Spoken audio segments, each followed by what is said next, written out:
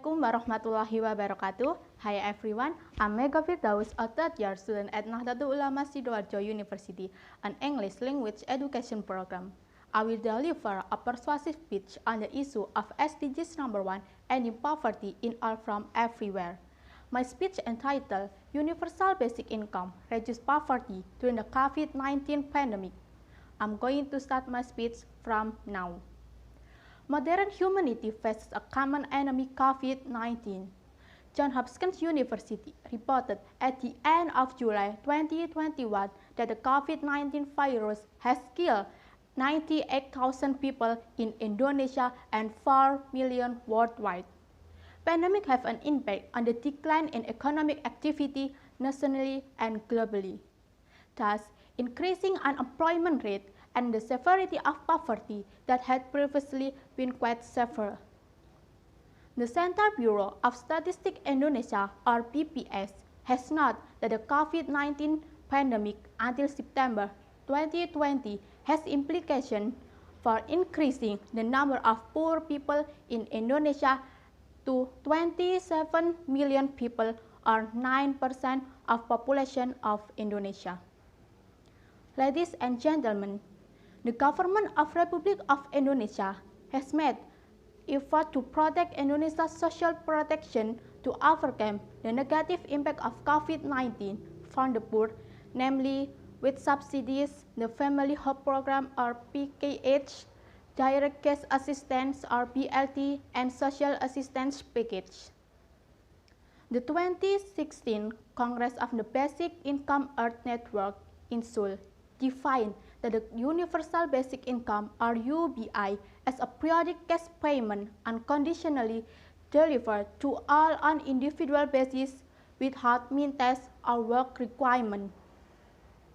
It is natural when there are a pro-optimist and counter-pessimist on the application of the idea of UBI in Indonesia and globally. Okay, audience, I will present two explanations to this paragraph about the implementation of UBI in Indonesia. The first draft is work productivity. The counterparty drafts UBI because it believes UBI has a potential to encourage lazy citizens to work, which results in decrease in the labor force in the job market. The implementation of UBI can increase work productivity. UNICEF UBI experiment in Madhya Pradesh, India in 2014 reported that the implementation of UBI in poor families can double work productivity. And the second draft is state finance.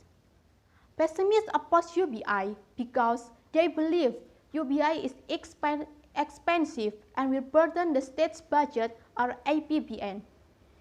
UBI given directly to the citizens of the country will return to the economy through household consumption. Indonesia's gross domestic product, or GDP, of 57% is still supported by household consumption.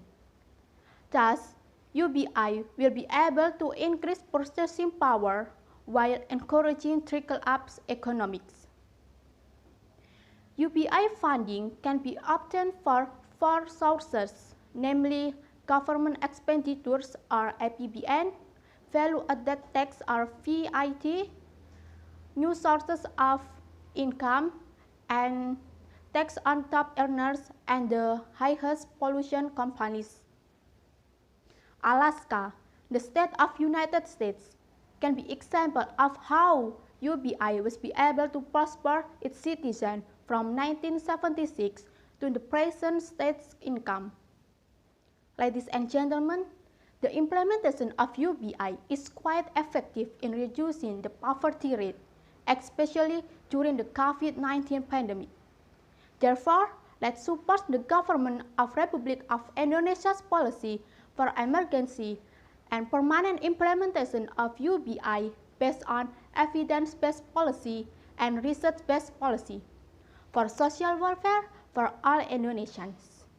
That's all my speech. Thank you and wassalamualaikum warahmatullahi wabarakatuh.